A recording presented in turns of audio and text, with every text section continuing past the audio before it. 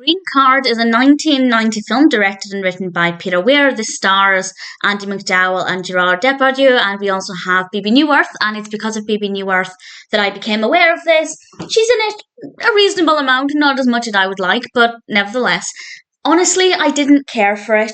There's nothing wrong with it, but I didn't think the narrative was that interesting. And the characters are kind of boring. They're not bad as such. They're not unbelievable. I don't believe that there's anything wrong with their reactions to the situations or their motivations. Absolutely no problems. And the performances are obviously very good. I just found it to be very slow and not that interesting and a bit predictable. And I don't mind a predictable film as long as it's actually interesting. But unfortunately, it just didn't work for me.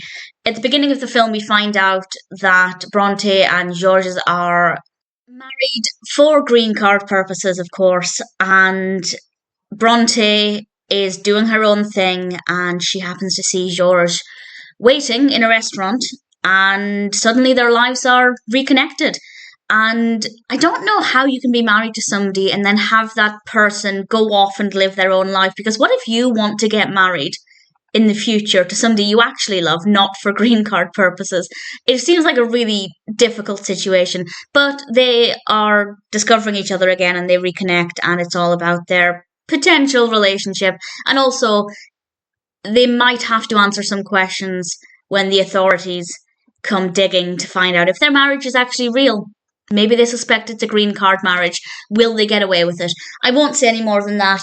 There are maybe some things about it that are not completely predictable, but in general, I feel like it was pretty predictable. And as I said, I don't mind that necessarily, but because I found the actual specifics of the narrative to be really slow and just not that interesting, it meant that it didn't really have anything to offer me. And the performances are absolutely fine, no problems there, but at the same time, I didn't find the characters to be interesting.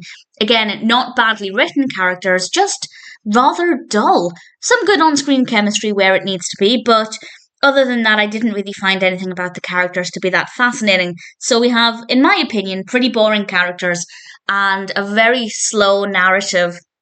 And it means that for me, there wasn't really anything that particularly interested me. So I didn't really enjoy it.